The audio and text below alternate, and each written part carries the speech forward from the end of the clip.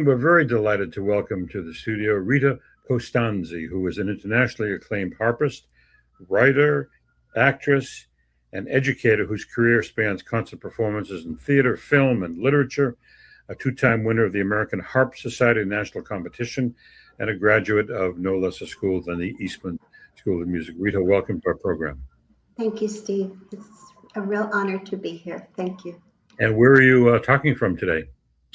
From my home in the Bronx. Bronx, yes. We'll talk about the Bronx. Now, Rita, earlier this year, you performed excerpts from a piece you wrote called Woman on a Ledge. And I will just tell the audience that this is, you've created really a new genre, or certainly a very unusual one for you. It's a one-woman program that you perform speaking, but also with the harp leaning on your shoulders. You said in one interview, the harp has always been leaning on your shoulder most of your life. You're giving performances where you're playing the harp and also telling a story. And that was what you gave excerpts of Woman on a Ledge with Carnegie. Tell us a little bit about that piece and how you developed this concept. So just a minor correction, Woman on a Ledge, the script is by Hershey Felder. I did not write the stage piece, but it's based on my writing, the writing of my story of my life, which turned into a memoir. And in 2015, I met Hershey Felder, and he really felt that my story was an important one, and he didn't feel he could produce the script I was doing at the time. And he said, I want to write for you, and your story's an important story to tell. And so over many years, we developed the script, and then COVID hit, and he went to Italy, and I stayed here and continued working on it. Premiered it at my classical festival in Topeka, Kansas. Did a 12-show run off Broadway here in New York, and now perform it wherever I'm invited. It's the story of my life where I act, storytell, and underscore with harp playing, and it's a full-length dramatic piece. And this is what we think, that it's making history, because we don't know of a one-woman show with a full dramatic script that's ever been done before. Well, tell us. I guess it's a biography of your life, but still, tell us a bit about the piece, about Woman on a Ledge. What is it about? Yes, it's about a girl whose father is a famous violist and professor of viola at the Eastman School of Music, and she grows up with this famous, name, and goes to college and meets the love of her life. And this drama of being a woman, a wife, a mother, an artist, a performing artist, and always the conflicts, always being torn between, fulfilling the needs of the husband, the children, the harp. And there's never any happiness. I mean, there's never any peace, because all three never work out at the same time. In fact, I quote a famous harpist in the middle of the script where she says, I can get 2 out of the 3, but not all 3 to go. And the ending is quite heartbreaking, because I was divorced. Finally, he was my first and only love, my husband. And I divorced, and, suddenly was trying to live life on my own. And so it's interesting, because Hershey has really understood the artist I am, and he was the catalyst for the award-winning film I did, for this stage play, and for my recently self-published memoir, which is called The Strings of My Heart. The Streets of My Heart? The Strings of My Heart, yes. And that's a book we can all purchase? Yes. So let's write that down. The Strings of My Heart. It looks like this. Oh, look at that. Yeah. Yeah. So now let's talk a little bit about the documentary. It's an award-winning documentary called Moonlight in the Bronx. Now, you said that Hershey, and for those who don't know, Hershey Felder has been performing one-man shows where he portrays composers. When I met him in 2007, he was doing his Gershwin program, and he was in Chicago where I was running the radio station there, and it had been on for 6 or 7 months, and I never went. So I finally went, and I introduced him. I said, "Oh, Mr. Felder, I'm Steve Robinson," and he said, "What took you so long?" Yes. Literally a few weeks later, we did a nationwide broadcast, live broadcast on July 3rd of that program. Wonderful. He's We were amazing. We were very close up until then. So he was the inspiration for Moonlight in the Bronx, but did he work with you on it? So this is COVID, and he's gone to Italy. I haven't heard from him in months. And one day I get an email. I'm running a competition, and I want you to try it. Give yourself a chance, because he knew I was starving, and I'm here, and there's no work, and I'm closing the computer, going, he's crazy. Competitions are for young people. They're not for people my age. And as I'm closing the computer, this illumination appears before me. The assignment for the film was it had to have something to do with Beethoven. That was it. You could sing, you could dance, you could play, you could do whatever you want, but it had to have something to do with Beethoven. Now, the only Beethoven I've ever played is the slow movement of the Moonlight Sonata. And as I'm closing the computer, I'm remembering what I saw outside my window one night at 1 a.m. 15 ambulances silently processing towards the social hospital. Of course, you know the drama that was going on here in New York during COVID, and the deaths, and I wrote the script, and this whole thing just appeared before me. And then my friends were saying, okay, so I said, I've never made a film before. And they said, well, just film it on your cell phone. And I said, no, I teach my students you don't bring mediocrity to the stage. So I borrowed the money and hired a filmmaker to shoot me. And then we edited, and the great miracle was when we put my script, which was recorded separately with the video, it all lined up. It was really amazing. And it was one of 5 that Hershey chose as the 5 finalists. It was shown around the world, and people voted afterward. This was after his Beethoven show, and it won. Amazing. I was a little surprised when I asked you if you knew who Hershey Felder was. Suddenly, you not only knew you've worked with him. So that's amazing. Now, the film Moonlight in the Bronx, which I saw this morning, it's very beautiful. It's available on YouTube. Is that right? Is that the whole piece on YouTube? Yes. There was a 5-minute stipulation Hershey made. It had to be about Beethoven, and it could only be 5 minutes.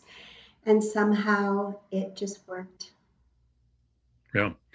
Well, I urge anybody to go see it. It's called Moonlight in the Bronx. It's on YouTube, and you all know how to get to YouTube. And you also, I understand, did a recording called AMOROSO with an oboist who I knew. Really? When he was, I feel like we're old friends, Rita. The only thing is I don't know you yet, but I knew everybody else in your life. You know everybody else connected to me, yes. So this is a piece that you did with oboist Alex Klein. When I knew him, he was with the Chicago Symphony. Oh, of course, yes. Yeah. So tell us about AMOROSO and oboist Alex Klein with over 1 million streams, I see. Over 4 million streams. Oh, 4 million. Since it's 1 million and it's a couple million in its first year, but now it's been over 4 million, which is unbelievable for a classical CD. But of course, Alex is this icon of the oboe. I met Alex in 2005 at a festival in northwestern Canada. And when we met, there was this immediate recognition. And he heard me play, and then he snuck in one day and watched me teach. Sat down next to me at lunch and said, Rita, I want to invite you to Brazil. I want you to spearhead the Harp program at my festival, which is called FEMUS, the largest classical festival in Latin America. So I had the great privilege of going down to Brazil all these years in January. And there was a donor in the city who bought 4 harps I did the recital, I met him, and he said, you know, I think we should buy 12 more, and one especially for you. Well, I didn't get the specially for me, but we did get the 12 more harps. And Alex was determined to build harp in Brazil and in Latin America because it had been, the kids were struggling. You know, there was import taxes. They didn't have instruments. It was really, really sad. And so I worked and worked, and we worked, and he and I, meanwhile, were playing together at the festival and discovered we had this absolute, you know, we made love when we played. And so one day he asked me, he said, Rita, I would like to record with you.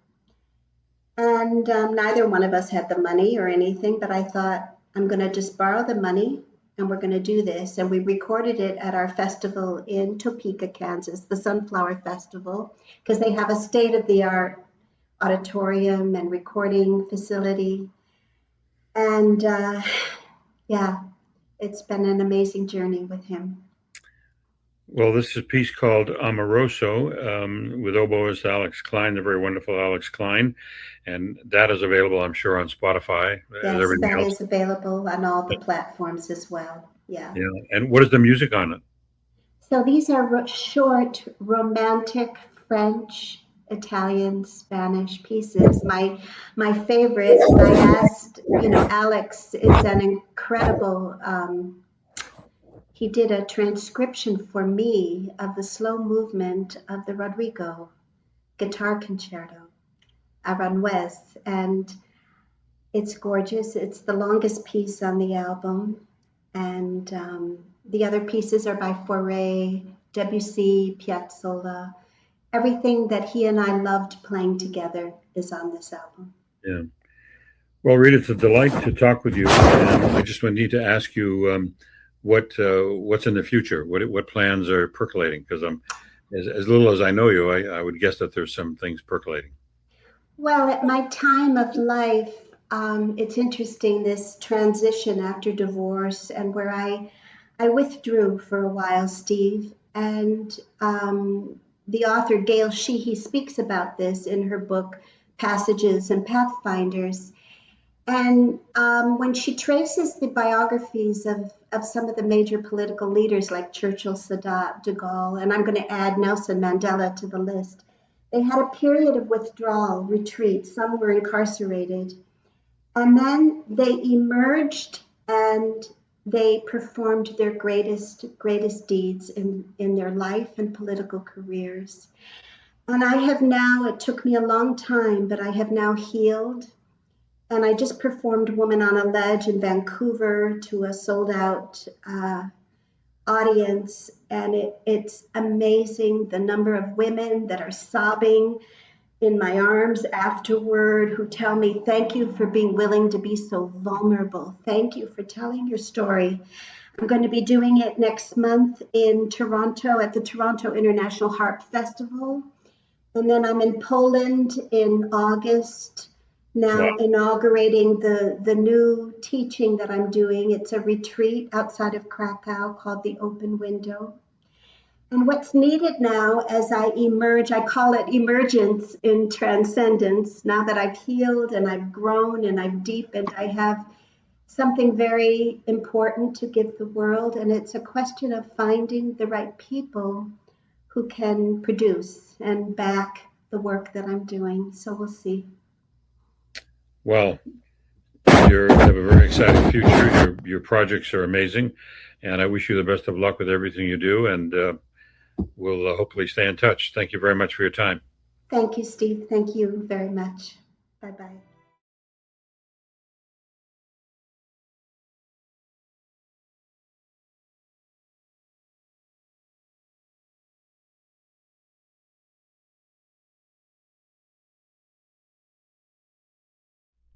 My name is Rita Costanzi, and I am 65 years old. I live in the Bronx, New York, and for most of my life, a harp has leaned against my shoulder. The story I am about to tell you is true. A view from a room, Moonlight in the Bronx. in memory of Ludwig van Beethoven and the Corona dead.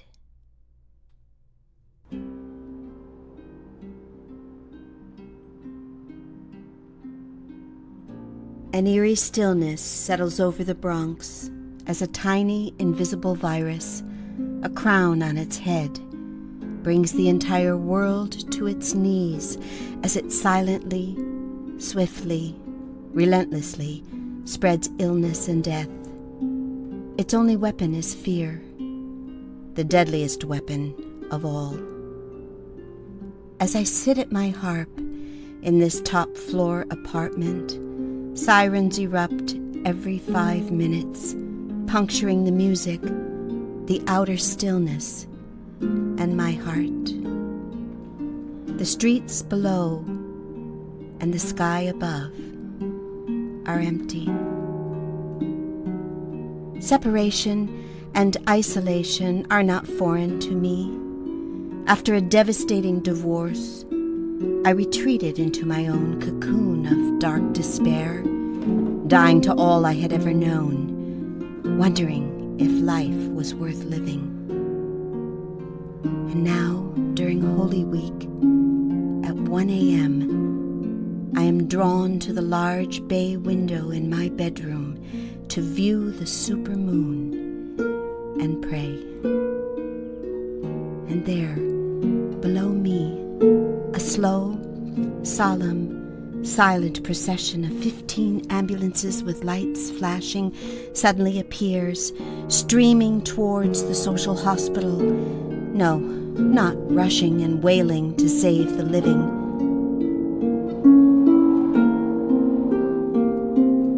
The dead can wait, and the dead are waiting, piled in body bags in the hospital's corridors to be carried to their final destinations, the overflowing morgues, crematoriums, funeral homes, and, if too poor or unclaimed, to the open grave and mass burial site on Hart Island, just a few miles away. In marked white boxes, they will be respectfully lowered into the ground by prison inmates. Before me, just outside my window, the pale, pink supermoon, close enough to touch, stares wisely and knowingly at me, at the scene below, and upon a whole world. A world in quiet desperation. In my life, I have experienced heightened awareness that is the opposite of isolated and alone. It is all one. And in all oneness, we can feel that spark of genius that we are, that Beethoven was, suffering the torture of his own isolation through deafness. Today, he brings a message of such hope, comfort, and inspiration to a devastated world enveloped in his anguish. I would have ended my life, he wrote in a letter never sent. It was only my art that held me back. Ah, it seemed impossible to leave the world until I had brought forth all that I felt was within me. And isn't this our task now? To learn a love we have never known, to be a love whose compassion holds us in all oneness, bringing out the best we feel within us. I, the palliative harpist, pluck the strings of Beethoven's pain, of the world's and mine, on my gold-crowned harp, accompanying the Corona dead as they journey through the stars. I hear their voices calling,